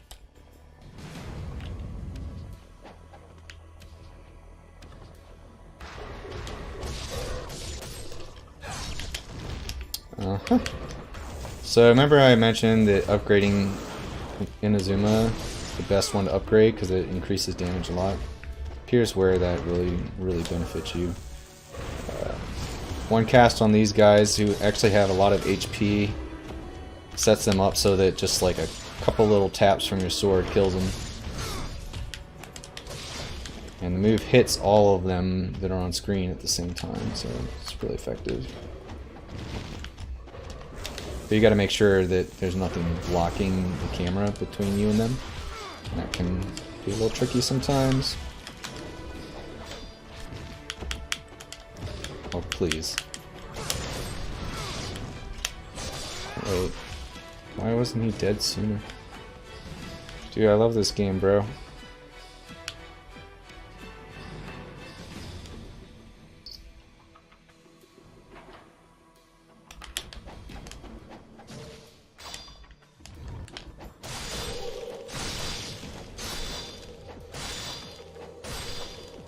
If I see a red orb, I'm going back for it.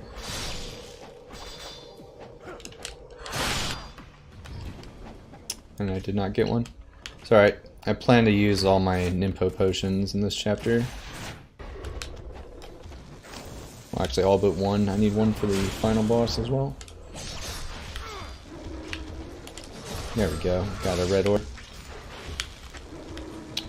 I want to wait for both of the red demons to be spawned again. Always be trying to hit two of them with one lightning attack in this room. Help ensure that you don't use more Nimpo than you can afford. And then there's just one more, fifth one here. By that point, most of the bugs are incidentally taken care of. While just focusing on the red guys. That was not good. Don't ever use this move. Never use that move.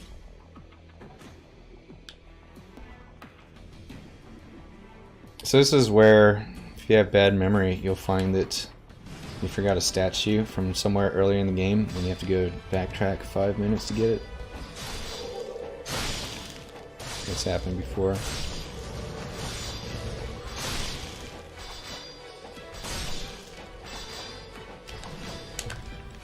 So, how much gameplay do you think is left?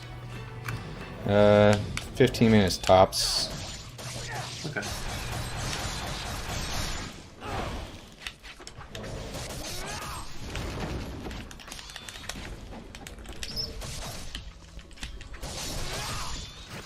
Jerk.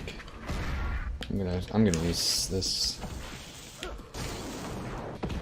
That fight gets out of control really fast if you don't kill the crab dude right away. All the other enemies are cake, but he takes a lot of hits to kill. If you don't get him with the charged attack right away, then you won't be able to do that. It's really slow.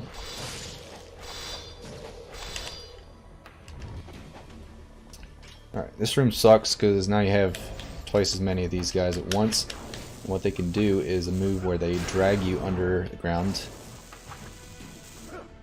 Just essentially, like, it just forces you to backtrack and you have to climb the tower some more. So if you see them go underground, Monka S. Alright, there we go. At this point, it should be one. We got it.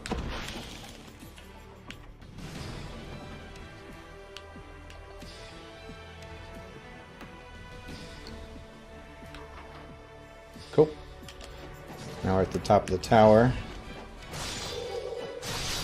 Sort of a boss rush here. A couple regular enemies sprinkled in. And that's it. Pretty close to the end here. Okay, so here's the soy boy. He's watching the fight from his pedestal up there. He's too afraid to get his hands dirty.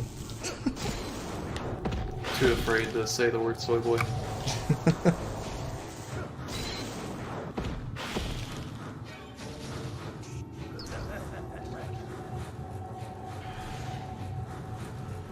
My servants returned from the underworld to take care of this puny insect once and for all.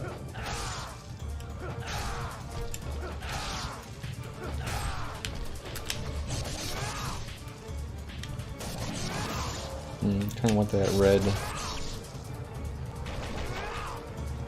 Oh yeah, we'll grab that.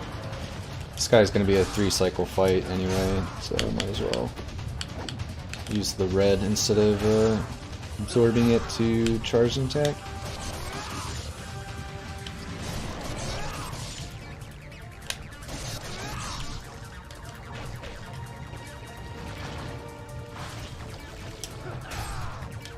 I'm using a move called Wind Path here, which is normally when you press, I think, X and B at the same time. It's really good for the tentacles because it auto-targets them. Or like, it makes you jump directly towards them every time. But what I did is I mapped that to my left trigger button. And just try it if you haven't. It's actually pretty effective. It's also good for Alma. I use that all the time fighting her. Oh, really? Really? Wow. I'm bad. Ooh, okay. Might as well use Limpo then.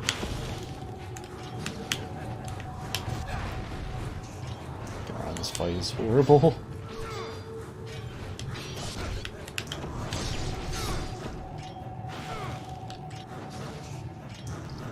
Alright. Last time we used the lunar. How do you like this?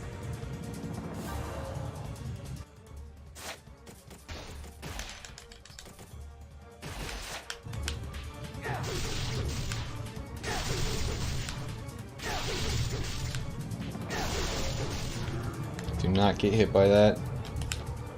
That's just about the most damaging attack on this difficulty.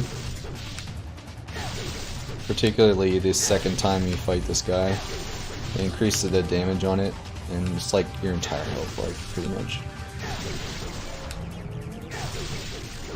That was super clean, though. Alright, now we fight the soy boy. I'm gonna attempt to cheese him.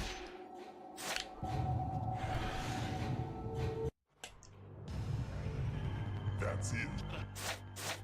Alright, so I need him to use a particular move.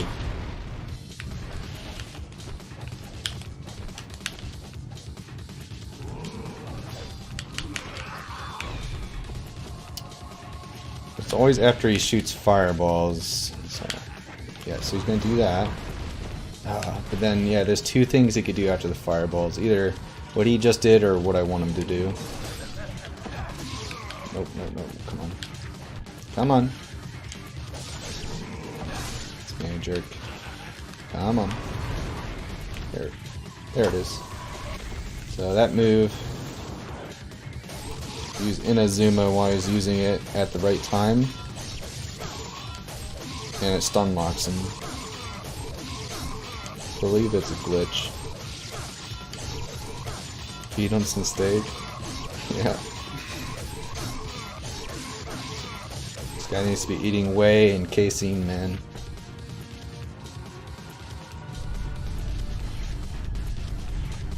Alright, so actually lost a lot of time there just because he didn't use the move.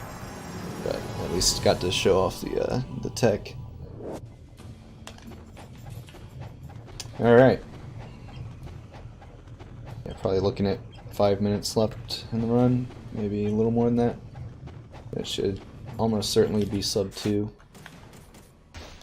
Which is all I really care about. Alright.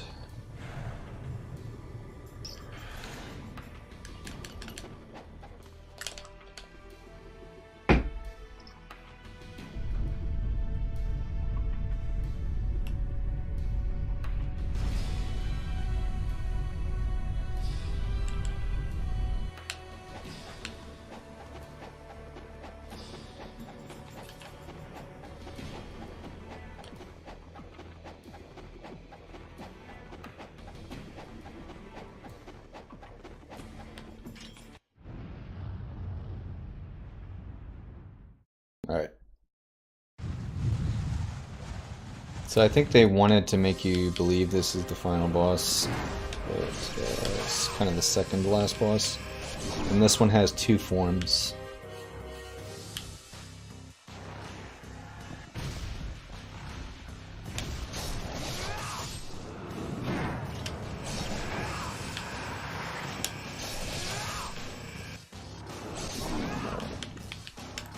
What? Oh no, I messed up. It's the end of the world, man. This has lost like 5 seconds. Oh no. It's not fast anymore. Sorry. God dang it.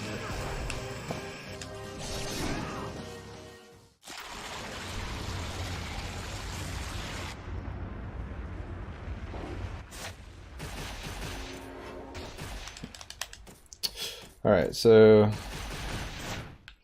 we got this guy straight out of...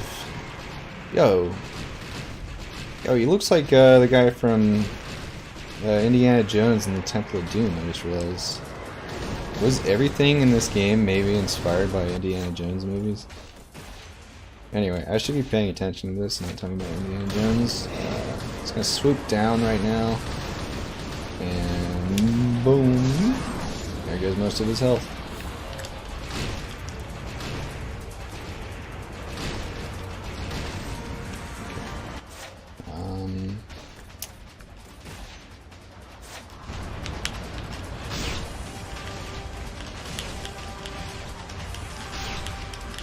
So yeah, that's a pretty good fight, actually.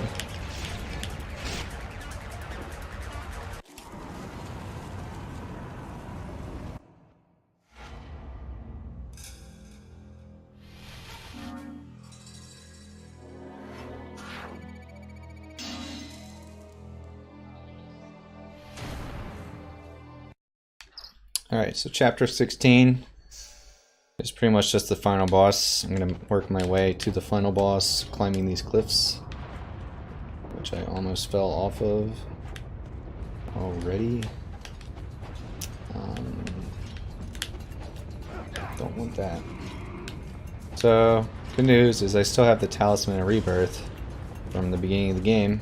This means if the final boss kills me, and I still get brought back to life right away. That's what you want to save it for. The final boss is the best time to use that, actually, because it refills your health and your Nimpo at a time when you're likely low on potions. Although I think pretty damn full on potions right now.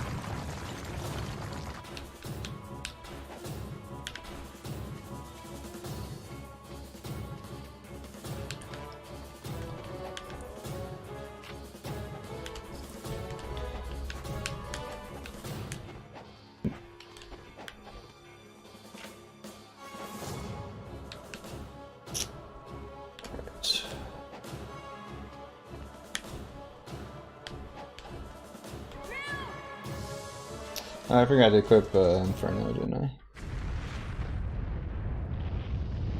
Alright, so timer is on the final hit. Okay.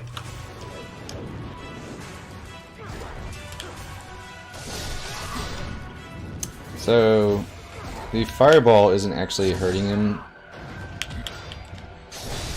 but it stuns him enough to get in his face and do that attack. So there you go. It's a perfect opportunity to just let yourself die there.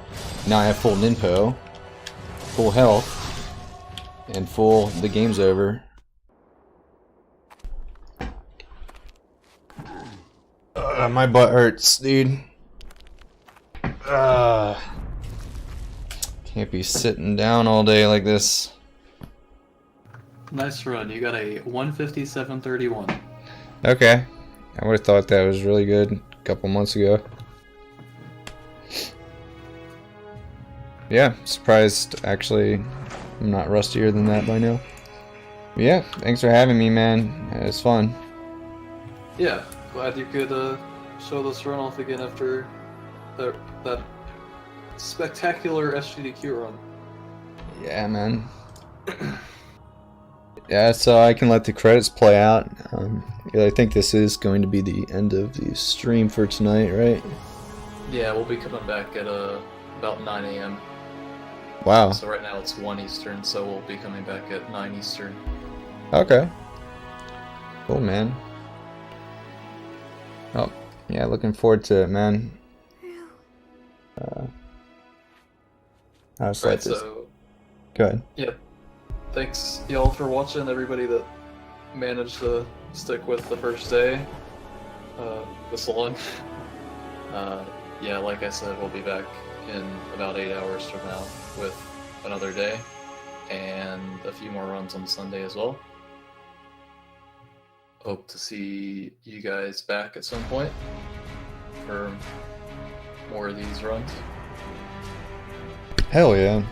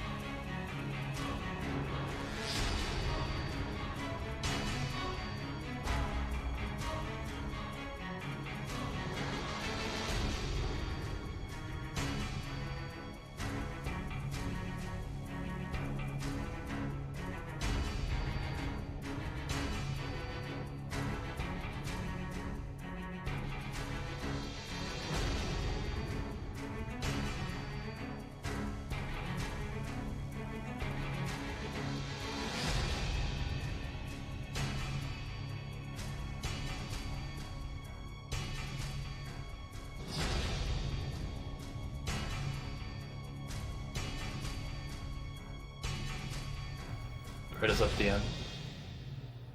Yeah.